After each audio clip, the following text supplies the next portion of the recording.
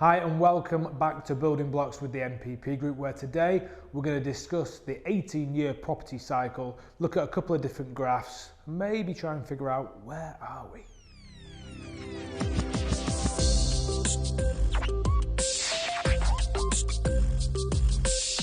Great, let's jump in and talk about the 18-year property cycle. Hopefully most of you have already heard of that and maybe witnessed it in some way, shape or form. For those that haven't, fear not, you're on the right video. We're going to look at two graphs today.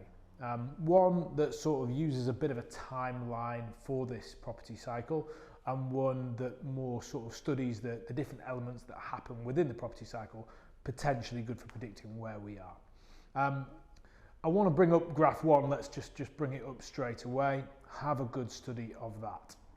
And this graph, I've got it in front of me, we're looking at property prices and the 18 years over the cycle. Now the first thing and the most important thing I'm probably going to say today, so this is the magic moment, you need to see that the property values cycle up. Regardless of what it does throughout that 18 years in any one increment, it is cycling up. So at the beginning of the recovery phase we're low, but we've taken a jump at the end of the recession phase, but we're still significantly higher than we were before. That is the basis for why UK property is a fantastic investment over time. Historically, property prices have doubled every 10 years.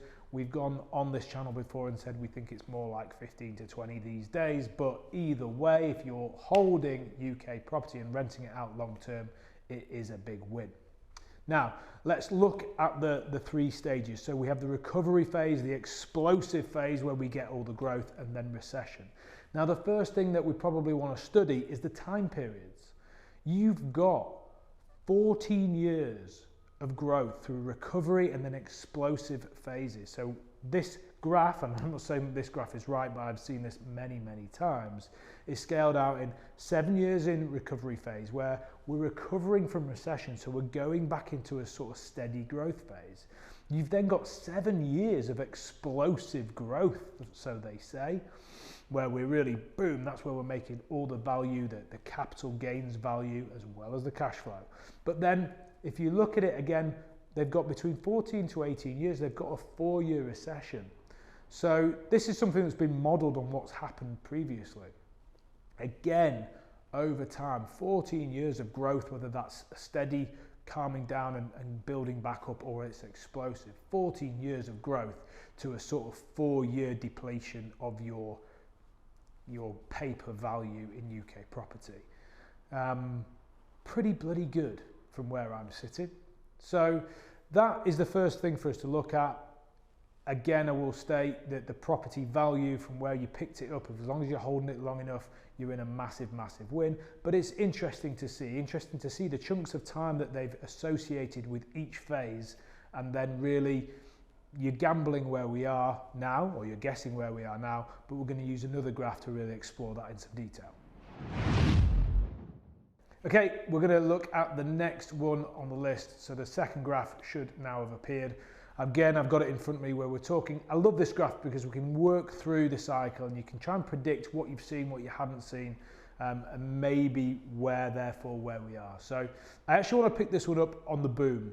It's my opinion that we've seen this phase. So the valuation rise. Well, anybody who's been involved in property for the last 2 to 5 years knows that they've seen great capital appreciation on their properties. We've seen the price of property go up very well. So yes, we've seen a valuation rise. We've seen a shortage of tradespeople. Without a shadow of a doubt, it's become virtually impossible to get your work done quickly unless you're getting it done with NPP developments, but that's another story. Over the last 2 years, a huge shortage of tradespeople. So yes, we've seen that.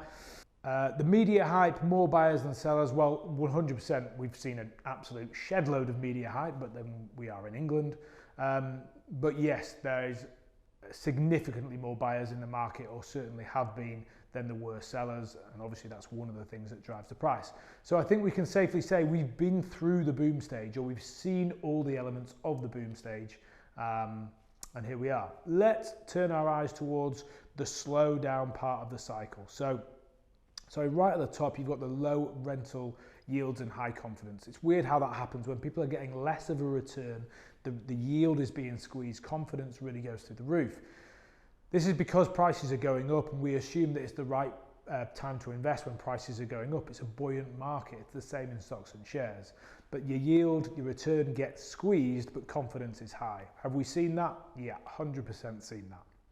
Let's look at the slowdown. So the first thing that we've got in the slowdown is an affordability crisis, it says. What's in the news right now? The affordability crisis, the cost of living crisis, as the press has stamped it. So yes, we're seeing it. Honestly, I don't think we're really deep into it. I think it's started. I think we all are starting to feel the pinch of our shopping and our diesel and our petrol. But I don't really think that people have really started to shrink their way into recession yet. I'm sure some people have, but from the businesses and the more global economic picture in the UK, what happens in recession is people shrink their way into it. They cut. And that obviously pushes an affordability crisis of people losing their jobs and wondering where the next meal is coming from. We're not quite at that desperation phase yet, but I do believe it's coming.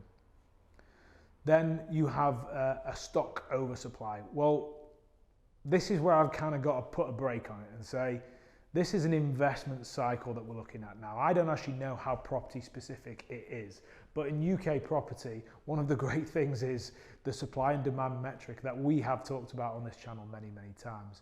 Now, I don't ever think that there's going to be a stock oversupply in UK property, which is why I don't necessarily see any sort of a recession that we are in, or certainly going into, probably both, drastically decreasing property prices. So that's something to keep an eye on.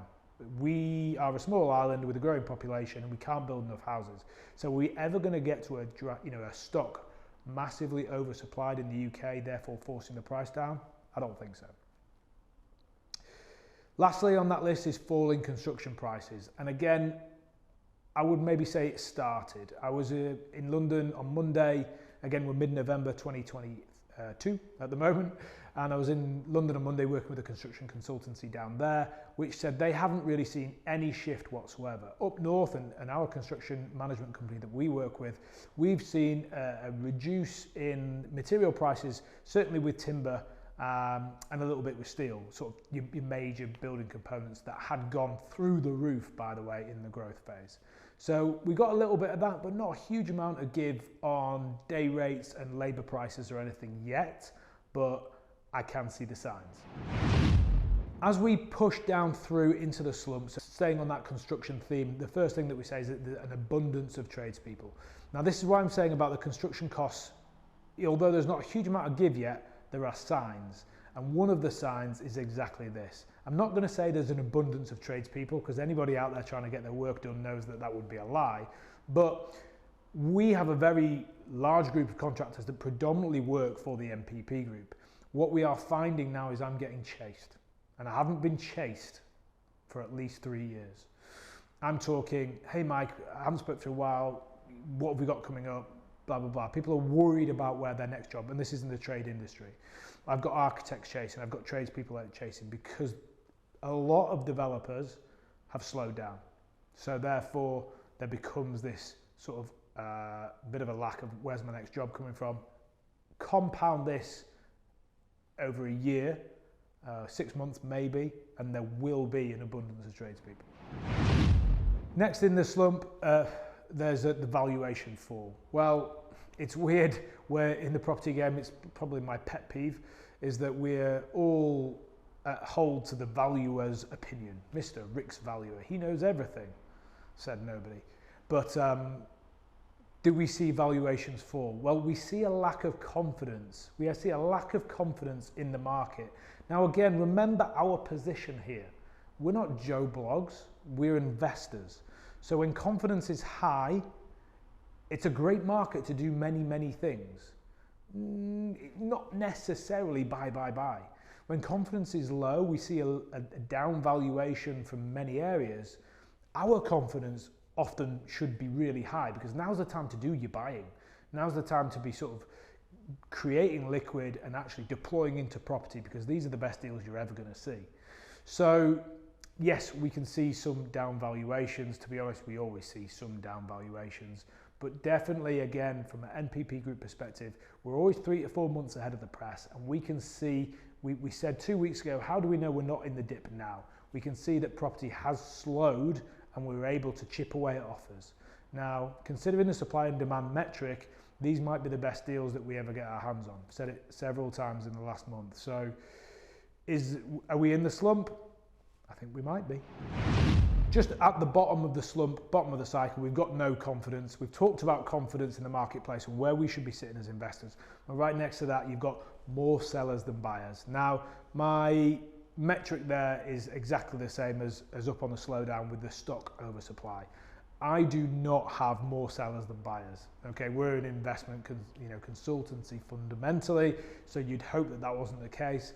But again, this is an investment cycle. It's not necessarily based on the UK economy, or I don't know. I hope not, because there is never more sellers than buyers in the UK property market. Not in my lifetime. And I can't see how it's necessarily going to change, because again, we're a small people, we're a small country, we've got a growing population, we don't build enough houses.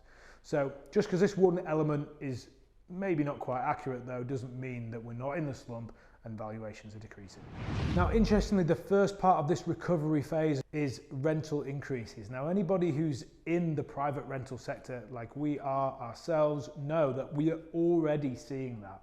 So again, this is a great guide, but we're seeing elements from all over the place. We have seen a huge rental increases in the private rental sector. So it's like on one side we're losing some stability, but we're already recovering in other ways. So we've already seen that. Does that mean we're through the slump? I don't think we are. I think we're in it. I think we might be in it for another year, but we're already being saved as investors by rental increases, which is a good thing. Stock levels tightening. Well, I've already given you the metric from the ground where we're doing sort of 15 to 20 property deals every month, that it's slower. I'm not going to say stock levels are tightening, because they're still seriously tight. There is still the supply and demand metric that I keep banging on about is still exactly where it is. There's not enough houses.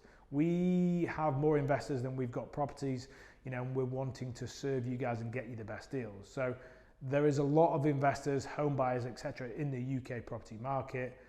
Supply tightening? No, it's just really, really tight. So to finish off, before we get rid of this graph, I find it really interesting to plot our way through it.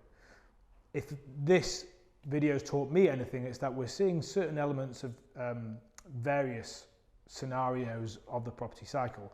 I do think that we've seen the slowdown. I do think that we're probably somewhere between slowdown and slump, where falling construction prices, there's a smell of it. An abundance of tradespeople, there's a smell of it.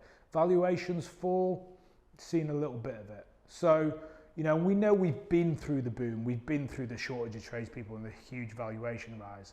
So, if anything, I really think if you can be liquid in the next year, then make moves to become liquid. Make moves to liquidate other assets, or try and pull cash to you, use OPM, other people's money, angel finance. Over the next year in the UK property market is going to be a great time to buy. That is my opinion. But we're just trying to eke out as much learning of these, understanding of the property cycle. Back to stage one, it scales up. You're holding property for a long time. It's a good thing. And let's not forget all the cash flow that we're reaping off our rental properties over time. Looking at stage number 2, or graph number 2, sorry, trying to pick our way through the cycle and understand exactly where we are, it just probably makes us feel a little bit more confident about what we're doing, with greater understanding, sort of breeds confidence, and confidence breeds activity, and activity is exactly what you need in life to really progress. Okay, that was us and our discussions and metric around the UK property cycle, the 18-year property cycle. We hope that you got something from today. If we've confused you, watch it again, ask some questions on the links below. If we added value to you, and I hope that we did, please subscribe to the channel, like it and share it, and we look forward to seeing you soon.